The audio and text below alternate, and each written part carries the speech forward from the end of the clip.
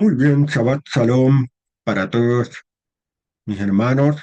Estamos en un nuevo estudio que he titulado El principal mandamiento. Y por supuesto, ya muchos supongo que deben saber a qué se refiere mm, al principal mandamiento que en hebreo se le identifica como Shema. Antes voy a hacer una aclaración. Vamos a hacer, ya muchos saben, hay muchos que están hace tiempo estudiando, lo conocen, pero vamos a tratar de ir un poquito más allá. Le digo por experiencia que a veces lleva mucho tiempo, muchos años, entender la profundidad del Shema y de este principal mandamiento. Así que vamos a hacer, a ver si podemos edificarnos de manera más profunda a ver qué le sacamos a este principal mandamiento.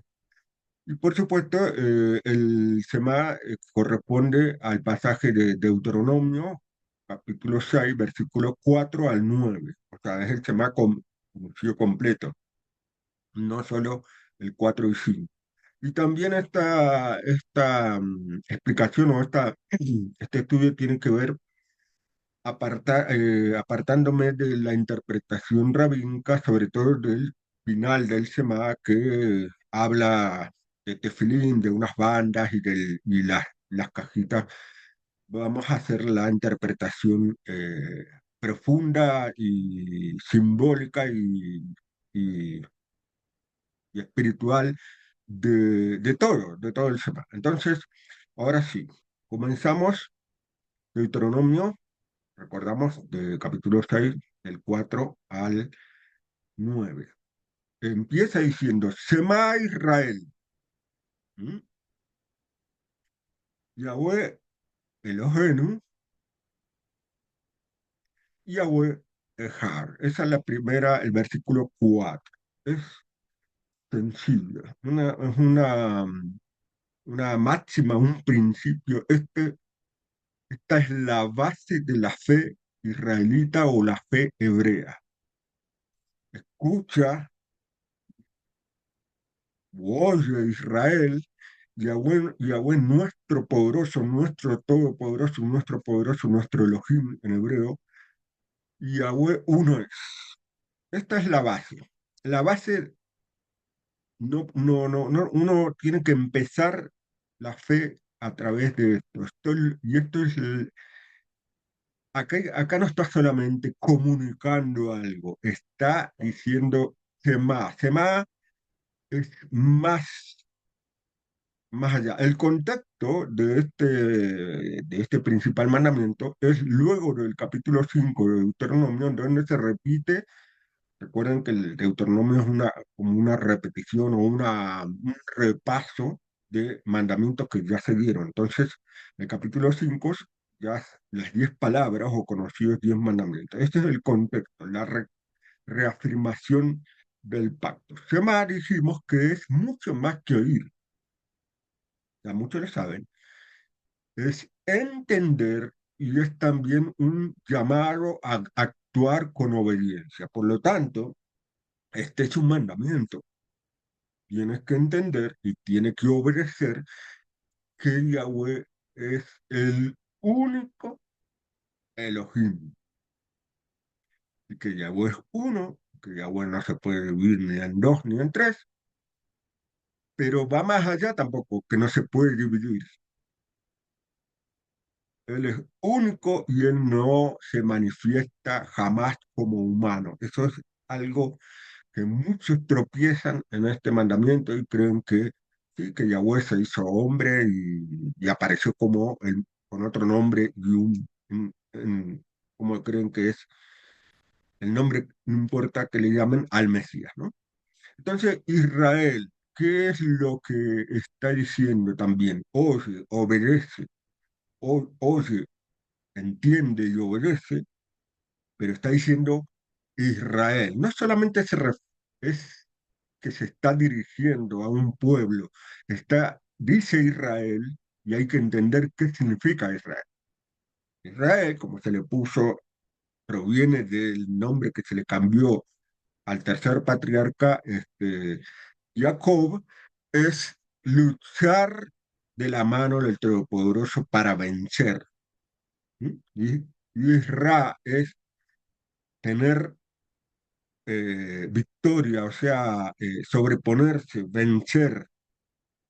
¿De la mano de quién? De él, de Elohim. Entonces fíjense que es prepararnos para luchar mediante el respeto de este principal mandamiento.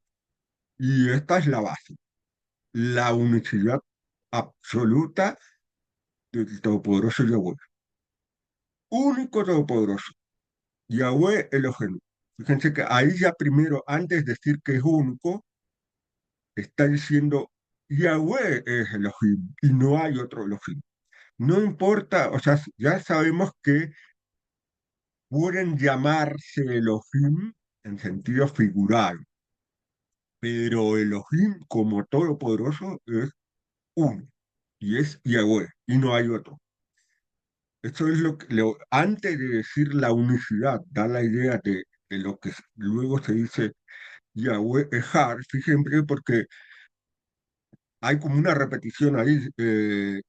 Tendría que decir, podría haber dicho, ya, escucha Israel, Yahweh es Ejar, porque es obvio que Yahweh es Elohim, pero cuando lo menciona, Yahweh, nuestro poderoso, está diciendo nuestro único todopoderoso.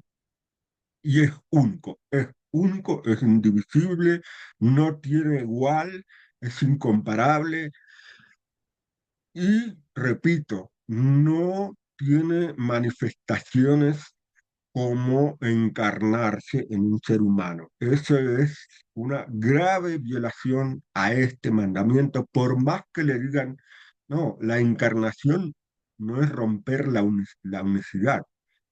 Sí, y es más grave en el sentido de que hacer que el Yahweh se haga hombre, no, de ninguna manera. Yahweh es puro espíritu, puede, puede inspirar con su poder a personas como en el Mesías, cuando es otro ser y está con toda la plenitud y la inspiración, incluso le da poder también para hacer, por ejemplo, milagros, pero jamás es Yahweh encarnado, de ninguna manera. Eso rompe esta ejad, ¿cómo se dice? Esta unicidad indivisible, incomparable. Fíjense que la palabra Elohim conecta a donde se menciona de manera indirecta el Shema. O sea, cuando, usted, cuando ustedes leen Éxodo 23, no tendrás otros Elohim aparte de mí, en uno de los 10 mandamientos, ahí está haciendo referencia a este mandamiento. O sea, ese más está incluido en los 10 mandamientos, tranquilamente, y es ese, no tendrás otro Elohim. Dios, ¿qué está queriendo decir? Yo soy el único Elohim. Por eso dice Yahweh Elohim, y es único. ¿Mm? Entonces, en Isaías 42:8, para dar otra fuerza a este mandamiento, dice, yo soy yo, Elohim, yo. Este es mi nombre. No le cederé mi gloria a otro, ni mi renombre a los ídolos. Ahí está, este es el versículo cuando alguien le dice que Yahweh es uno, pero se manifiesta a través de hombre también. Bueno, aquí está. Yahweh es el Todopoderoso. ¿Cómo puede manifestarse y aparecer con el nombre derivado de Yahweh, que Yahweh salva, para ser otra persona? No, ahí lo dice. Este es mi nombre. Yo soy el único Yahweh, soy uno, un ser, una presencia, y esa es mi gloria. Y cualquier otra manifestación ya corresponde a ser un ídolo. ¿Sí? Cualquier otra, cualquier otro ser otra aparición, un ser humano que se le llame que es Yahweh, ya es un ídolo, ya se transforma en un ídolo directamente. Como ustedes saben que, muchos saben que hay, ¿no? Cuando se le llama Señor de distintas maneras, eh, Yahshua, aunque no importa si es el nombre griego o lo que sea, es un ídolo. Si se lo identifica como Yahweh. Por eso el Mesías siempre él habló la verdad. Y en Juan, en el Evangelio, dice Juan 17:3, y de esto depende la vida eterna. Por eso es tan importante este mandamiento, este principal mandamiento que el mismo Mesías, y acá no lo puse, pero cuando él le preguntaron cuál es el principal mandamiento, él citó esto, sobre todo, él lo dijo resumido, el versículo 4 y 5, pero aludiendo a todo el cuerpo del Shema. Y él dijo, de esto depende la vida eterna. Esta es la base para obtener la vida eterna. ¿Cuál? Que te reconozcan a ti, como dice en 0:23, como el único Elohim verdadero. Repito, único, ahí está Ejad. El único Ejad, Elohim verdadero. No le crean a aquellos que dicen, no, pero la palabra Ejad es una unidad compuesta. No, Ejad significa aquí uno, indivisible. Todo lo que se aparte de eso ya es violar este sentido. Sí, es cierto que Ejad en otros lugares se puede como una unidad compuesta, como por ejemplo el matrimonio. Hombre y mujer son como si fueran uno solo, pero es una comparación. Nada que ver con ser directamente uno. Y también termina diciendo el Mesías de Josué y a Yahoshua como el Mesías que tú has enviado. Otro ser no es Yahweh encarnado. Es mismo Mesías lo dice. Pero bueno, hay gente que todavía insiste en creer que entiende las cosas, pero se apartan de la verdad. Y como muchas veces recordamos, al final del servicio, o de los servicios, es en Zacarías 14:9, Yahweh será rey, esto es lo del futuro, cuando venga el Mesías, Yahweh será rey sobre toda la tierra en ese día, Yahweh será único, Yahweh será Ejad, es decir, que ya muchos lo saben a esto, hay muchos que todavía le cuesta entender. En ese día no habrá ninguna duda. ¿Por qué? Porque aquellos que creían que el Mesías era la encarnación de Yahweh, van a estar los dos cuando venga el Mesías. Entonces se van a dar cuenta que Yahweh es definitivamente Ejad y su nombre único. No va a haber varias nombres, ¿no? Dando vuelta, no. Es Yahweh y eso siempre fue el nombre único de Jehová. Esto es lo principal, es la base del SEMA. Pero ahora vamos a seguir porque el SEMA no termina y además hay mucho por ver. Por ejemplo, Deuteronomio 6:5. Y esto es lo siguiente, forma parte, primero, reconocer la unicidad y después, de qué manera vamos a hacer su voluntad. Esto es lo que vamos a ver ahora. ¿De qué manera vamos a hacer su voluntad y obedecerle? Dice, amartá et Yahweh Eloheja, bechol levabeja, ufkol nafseja, ufkol meoreja. ¿Qué quiere decir? Bueno, amarás, amartá y amarás a Yahweh tu Elohim, a Yahweh Eloheja, bechol levabeja, con todo tu corazón, Kol nafsheja, con todo tu ser, no está bien, si se lo traduce como con toda tu alma, de la palabra nefes no es correcto, porque tiene una connotación griega la palabra. Con mi oreja, con todas, puede ser traducido con tus fuerzas y tus recursos, las dos cosas, puede entenderse eso. Entonces, esto es claro, acá habla, lo principal es cómo amar a Yahweh y esa es la clave de cómo hacer su voluntad. Amartá, amarás, amarás, es una acción imperativa, está pidiendo, está ordenando que lo amen. ¿Eh? Eso es una rareza, pero ¿qué quiere decir esa orden de amar? Quiere decir que no puede ser, no se puede quedar en un sentimiento. El amor a Yahweh va más allá de un sentimiento, va a una acción de obedecer. Por eso es la orden. Tiene que, la obediencia, en otro sentido, va a significar ese amor que espera Yahweh. Y un sabio, sabio famoso de nombre Rashi, comenta que amarás significa realizar un mandamiento por amor, no por temor. Eso es otro concepto de este amarás, ¿no? Primero implica la orden de no solamente sentir amor o esa atracción de amar al Todopoderoso Yahweh, sino que demostrarla a través de una acción que es obediencia. Pero cuidándose de que ese amor, esa obediencia tiene que ser realmente por un impulso de amarle y no por una obediencia como muchos pueden hacer por miedo, por temor.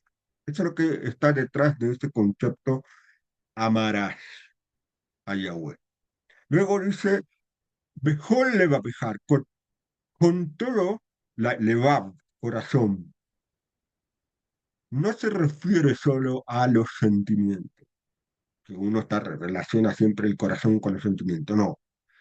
Levav significa los pensamientos, la voluntad y la inteligencia. O sea, los sentimientos nunca se tienen que apartar de lo intelectual, eh, porque, como decimos, hay que hacer un ejercicio intelectual para no romper esa ejar, para no caer en todas esas malas enseñanzas y tergiversaciones y manipulaciones de la escritura. Entonces hay que hacer usar el corazón, eh, re- eh, representa los sentimientos, pero también la inteligencia. Entonces, con toda tu inteligencia, tus pensamientos, tu intelectualidad, eso también es, ahí hay que amarlo y para obedecer, sobre todo el mandamiento base de la unicidad. Después, ya dijimos, significa amar con el intelecto. Después dice, Ubhon nafsheja, es decir, con toda tu nefes. Repito, alma no es correcto porque nefes en hebreo se refiere al aliento vital, a la vida, a la energía de vida, a la existencia misma, es decir, el ser, el existir, todo lo que hacemos en nuestra vida, de manera más profunda, la nefes es la vida, pero en el sentido de que conlleva todas las emociones y pasiones de un ser humano. ¿Cómo, cómo se aplica la nefes? O sea, ¿cómo amamos con toda nuestra nefes? Para eso hay que hacer un ejercicio que tiene que ver con la obediencia, es decir, a través de la obediencia y a través de la inteligencia y a través de trabajar sobre uno mismo, sobre el ego de uno mismo, puede empezar a controlar la nefes, la vida misma, la existencia. y controlar las emociones y las pasiones, porque de no hacerlo, ahí si las emociones y pasiones los controlan a uno, entonces vienen los tropiezos. Por eso es fundamental entender qué significa con todo tu ser, con toda tu energía de vida, ¿no? Con todas tus pasiones y emociones. Esto significa nefes. Luego dice, Uphold mi oreja. Se refiere a las posesiones, a las riquezas, a las capacidades físicas y todos los recursos de una persona. Los recursos de una persona no solamente son físicos, sino también la inteligencia también cuando uno puede aportar para, como estamos haciendo, las participaciones, las reflexiones, todo, esos son todos los recursos, la inteligencia y todo, las capacidades de una persona y, por supuesto, la fuerza, la pasión que tiene que tener una persona, ahí está también dentro de mi oreja. Y para esto, ¿dónde podemos ver esta idea que está transmitiendo este tipo de amor que está exigiendo Yahweh en otro pasaje, un poco más adelante, Deuteronomio 10, del 12 al 13, y ahora Yahweh, ahora Israel, otra vez, empieza como Shema Israel, parecido, y ahora Israel, ¿qué es lo que pide de ti Yahweh, tu Elohim? ¿Qué es lo que quiere? Y dice el mismo Yahweh, solamente esto, que reverencie, que respetes. También puede estar ahí una palabra como temor, pero no de miedo, sino de reverencia y respeto.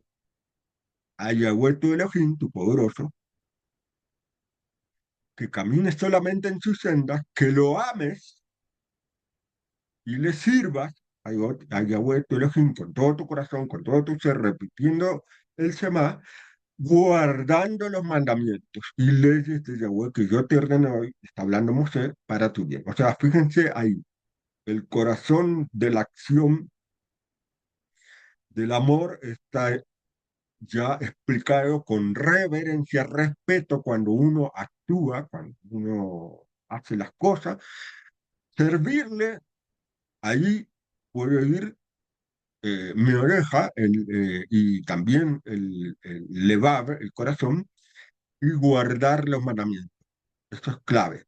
La obediencia es la demostración clara del amor a Yahweh. Y ahora vamos avanzando un poquito más. Dice, Uhayu Hadevarim Haele Aster Anoji Metzabeja Hayom o Metzabeja Hayom al Levabeja. Es decir, estarán estas palabras que te ordeno hoy en tu corazón o en tu mente.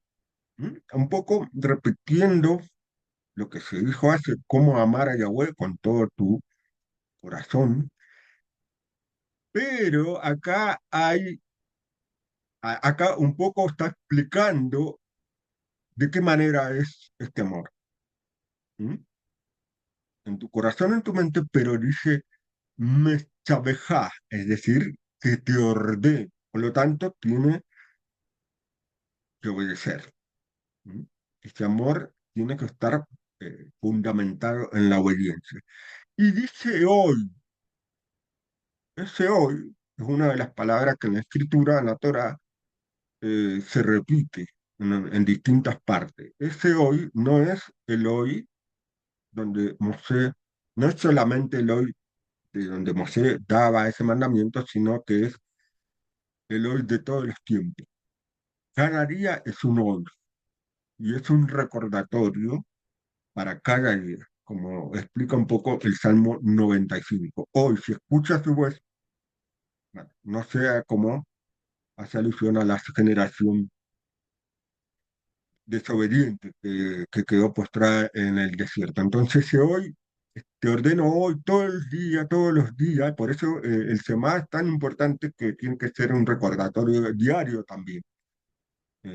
Ahí la tradición judía lo recita, ya la vamos a ver diariamente, y esa es la idea, no olvidarse nunca, sobre todo cómo debe ser el amor a Yahweh, a, a través de servirle, de obedecerle y tenerle sobre todo presente. Lo principal en nuestra vida tiene que ser el Todopoderoso Yahweh. Entonces, por eso, hoy, ese, ese Hayom se refiere a cada día de tu vida, cada hoy, cada día presente lo tienes que tener a Yahweh, desde que te levantas hasta que te acuestas. Eso lo vamos a ver ahora, ¿no? ¿Qué dice también? Vamos a explicarlo con un proverbio que explica esta simple oración, ¿no? Dice Proverbios 2 10 y 11, en versículos 10 y 11, pues pues, al tener explica, ¿qué pasa si tú tienes las palabras, Hadevarim, que pues se refiere al libro donde está este repaso, y también las palabras de Yahweh, la Torah de Yahweh, y la tienes en tu corazón y mente, que es lo que quiere, ¿qué sucede? Bueno, sucede que Josma, Josma, el hebreo Josma, la sabiduría, entrará en tu corazón y tu mente. Y para eso justamente hay que estudiar. No hay nada mágico. No es solamente decir, bueno, Padre, dame sabiduría. Y por arte de magia uno se transforma en un sabio. No, no, no. Por eso todo este mandamiento es principal porque conlleva también usar el intelecto, usar los pensamientos, es un trabajo, una acción, un trabajo sobre llenarse de conocimiento, porque eso es lo que dice luego, el conocimiento te deleitará, o sea, la sabiduría, es para tener sabiduría es necesario tener conocimiento, da'at, que dice en hebreo, es un trabajo, hay que esforzarse. Y depende de cómo amemos a Yahweh cada día para poder dedicarle tiempo y estudiar su palabra, a Devarim, su palabra. Entonces, si hacemos ese esfuerzo, entonces el conocimiento se transforma en sabiduría y dice que nos deleitará.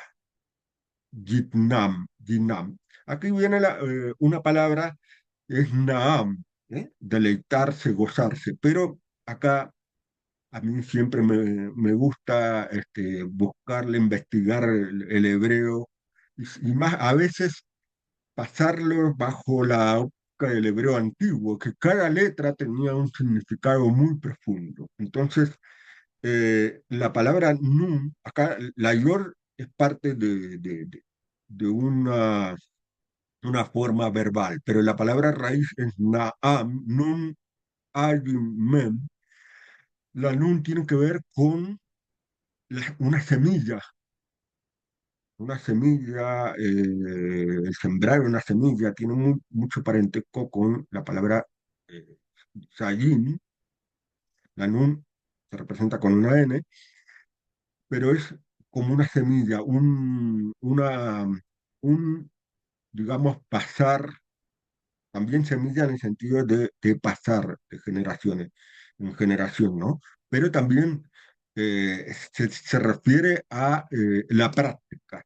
Nun unido al ayin, que es el intelecto, justamente, si bien se refiere a la vista, pero es más allá de la vista física, sino a el intelecto, y mem, que está relacionada con el agua, pero de manera profunda y simbólica a la santificación y a la purificación. Entonces, fíjense cómo la semilla de poner la semilla también, nuestra mente es la tierra, y eso está demostrado muy bien por la parábola del sembrador. Nuestra mente es la tierra y tenemos que sembrar la semilla que es la palabra de Yahweh. Entonces, de esa manera vamos a avanzar sobre el conocimiento, sobre la sabiduría y eso va a traer gozo de manera segura como bendición. Y luego también dice la previsión. Ahí aparece, fíjense, una palabra, una letra que es Yayin, Tamam, la Yayin con dos mem, una mem intermedia y son las dos mem, mem intermedia y mem final. De esa manera se escribe cuando las dos maneras de escribir la mem hebrea. Y Chayín también tiene que ver con sembrar, o sea, fíjense, Nun con semilla y la previsión con sembrar, un trabajo de sembrar. Chayín es trabajar la tierra. Y dos mem. ¿Qué podría ser dos mem? Bueno, podría uno interpretar que la primera mem puede referirse a la mem de Masías y la última mem, otra vez repitiendo el hecho de que el resultado del deleite y el trabajo a través de la previsión que enseñaba muchísimo la previsión el Mesías, ¿se acuerdan? Cuando, si tu ojo se te da ocasión de caer, quítalo, o tu mano si te da ocasión, córtala, es previsión. Adelantarse, tener el sentido de prevenir no caer en los errores. Eso es un poco con él se logra con la sabiduría y el conocimiento. Y eso lleva a la purificación, a la santificación. Eso es un poco lo que hay detrás de esas palabras en el antiguo hebreo. Esa previsión lo va a proteger uno y el discernimiento te guardará. Pero fíjense que la palabra guardar generalmente se usa con llamar, pero aquí no aparece llamar, sino dice tin sereja, sin tereja, perdón, tin sereja. La palabra que está aquí en futuro, la palabra raíz es nachar, nachar, que además de guardar, tiene, se puede entender también como una raíz, un retorno. Eso aparece en distintos lugares y también está haciendo alusión al Mesías. De hecho, la palabra nosri, que se traduce como nazareno, viene de esta palabra, de nazar, y se refiere al que guarda. Entonces, cuando uno puede decir que se identifica como israelita nazareno, o en hebreo israelita, israelí nosri, tiene que ver con una acción de guardar. Entonces, ¿guardar qué cosa? Guardar los mandamientos, guardar la sabiduría de palabra de Yahweh. Eso es un poco imitando a quién, al nazareno principal que es el Mesías, que el Mesías mostró que él guardó los mandamientos, nunca dejó de obedecer y siempre respetó al Todopoderoso por encima de él. Eso es un poco ahí la clave de esa palabra nazar. Además de, de ser como un retorno en alusión al Mesías, ¿no? Para mostrarnos quién es el que guarda y cómo hay que guardarlo y amar a Yahweh imitando al Mesías. Y finalmente dice, Wesnamtam levaneja bedibarta bam betzipteja bebeteja ubleteja baderes Beja Upkumeja, ¿qué significa? Bueno, Betsinamtan, que inculcala a tus hijos y hablarás de ellas, dice. Inculca, Betsinamtan. Te vamos a explicar. Cuando estés en tu casa, cuando estés de viaje, cuando te acuestes, cuando te levantes. Betsinamtan no es el inculcar. ¿Por qué la palabra inculcar? Significa enseñar a quién, a los hijos, pero de manera firme. Y eso, más allá de la firmeza en el sentido de durar, hace alusión profunda a que uno mismo tiene que ponerse firme. ¿Qué quiere decir? La palabra que se enseña no puede ir desprendida del ejemplo. Eso es lo que hay detrás de vestimenta mental. Con la- Hay que enseñar con la firmeza del conocimiento de la palabra, pero también de la práctica de esa palabra, porque si no, caemos en la famosa, ¿cómo se dice? Hipocresía. Y también dice Levaneja. Levaneja, obviamente que esto es un mandamiento que tienen que aplicar los padres, prepararse y enseñar a los hijos, pero también va más allá de los hijos propios.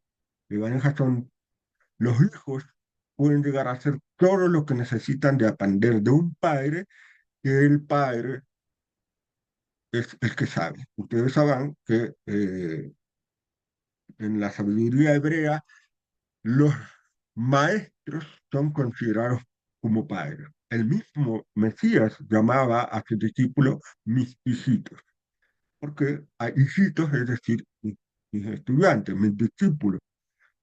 Por eso uno puede ser padre si aprende y tiene mucho conocimiento y le enseña a cualquiera que necesite aprender, que le falte sabiduría, puede ser eso, un hijo. Betibartá es por encima. Libertad está en un estado que va mucho más allá de hablar. Hablarás de Bam, Libertad Bam, pero hablar es en el sentido de más allá de lo hablar común, que predomine las enseñanzas y hablar sobre la Dabar de Yahweh, su Torah. Eso es lo que dice Libertad, eh, más allá de palabras comunes. Después dice Bebeteja Baderes, o sea, Bebeteja en tu casa y en el camino, hace de manera profunda alusión a lo privado y a lo público. Cuando estés en tu casa, hace referencia profunda a lo privado. Y cuando andes por el camino por ahí donde te ve todo el mundo, hace alusión a lo público. Es decir, ¿qué quiere decir? Inculcar el amor, la obediencia, también practicar ese amor a Yahweh, eso, tanto en lo privado como en lo público.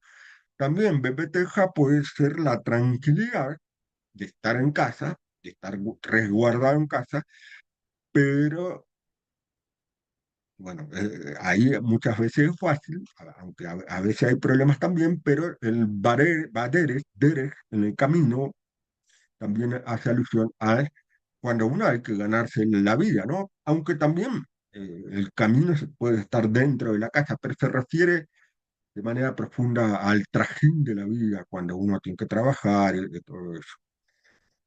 Y en de Beteja, la casa hace alusión también en el entorno familiar y el camino, Derech, hace alusión también al laboral y otras relaciones sociales, ¿no? No necesariamente, sea la casa, sea el trabajo o sea otras reuniones que no necesariamente esas dos. Siempre tener presente el amor a Yahweh y el Shema, ¿no? Y finalmente, cuando te acuestes y cuando te levantes, ¿qué quiere decir? Bueno, según el sabio Rashi, esto lo relacionan la tradición judía con acostarse, o sea, el acostarse se relaciona con quedarse en la casa, es decir, al dormir, y el levantarse al andar el camino, al despertar. Por eso lo interpreta que el Shema, el recitamiento del Shema se hace antes de dormir y al levantarse. Eso es una forma de tradición. Pero en sentido más profundo, ese levantarse y acostarse puede significar que el acostarse puede aludir a los tropiezos diarios. Cuando uno se tropieza, se cae, es como que se acostara. No es acostarse intencional, pero es como que caerse, ¿no?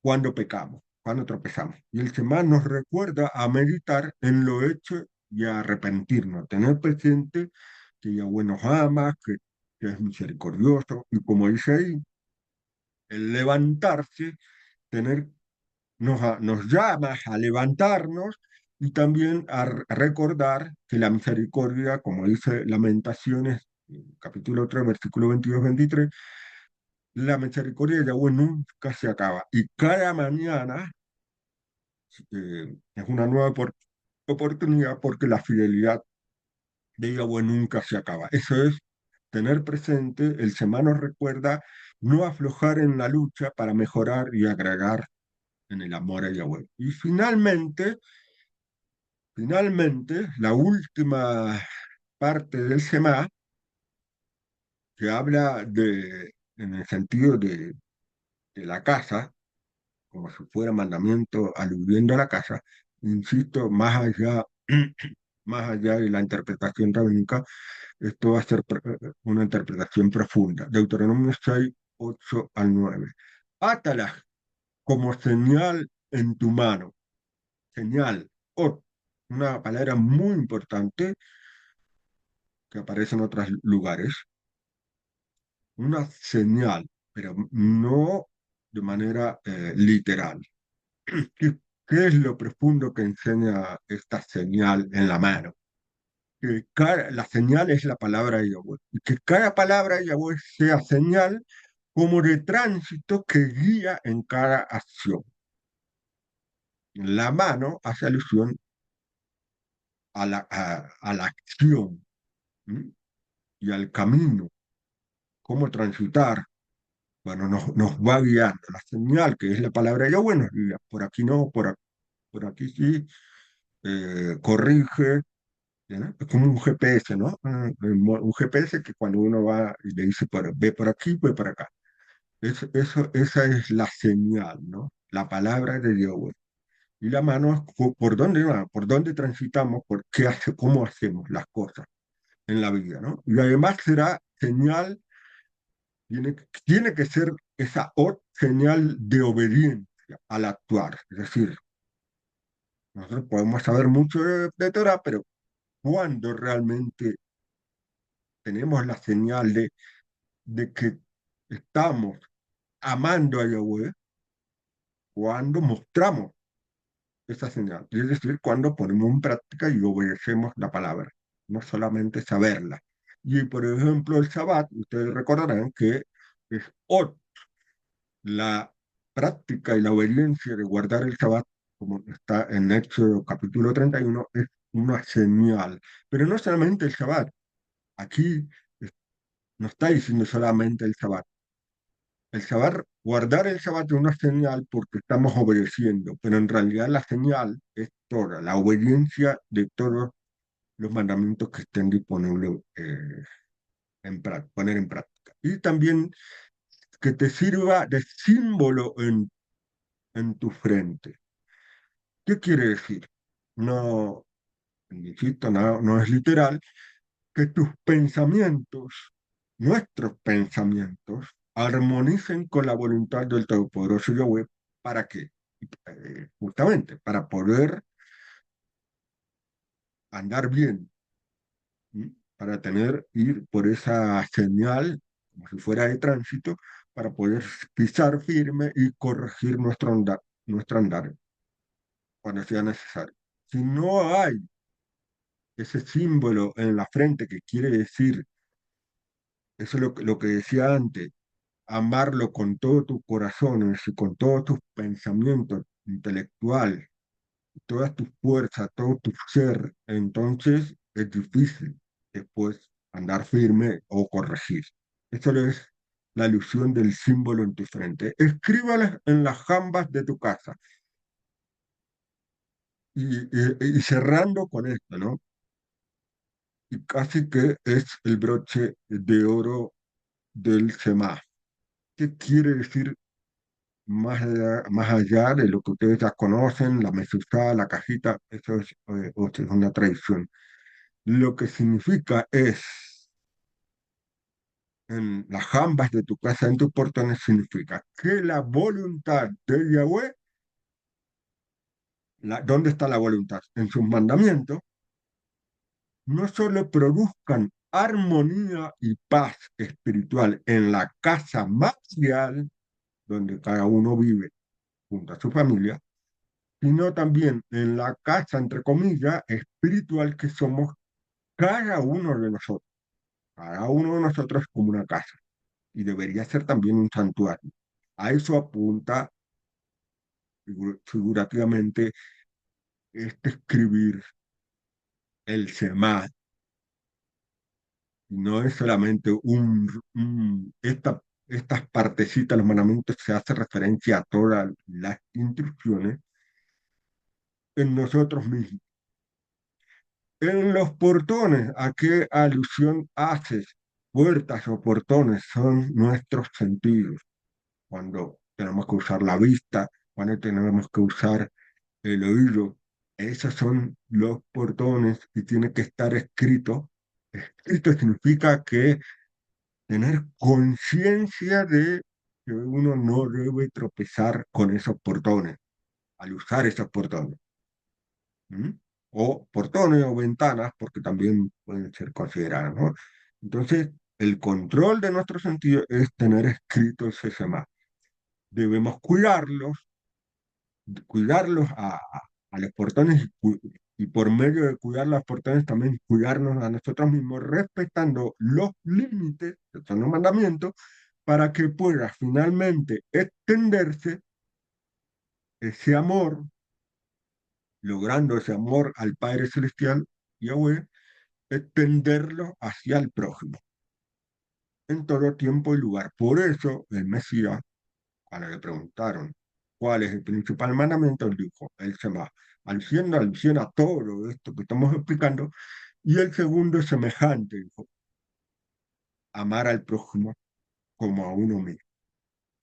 La manera de tener éxito, de amar al prójimo como a uno mismo, es teniendo, comprendiendo y poniendo en práctica el mandamiento, el principal mandamiento que es el Shema. Todo esto que hemos explicado, uno domina, uno lo puede poner en práctica y lo entiende, entonces le va a ser más fácil para poder amar al prójimo.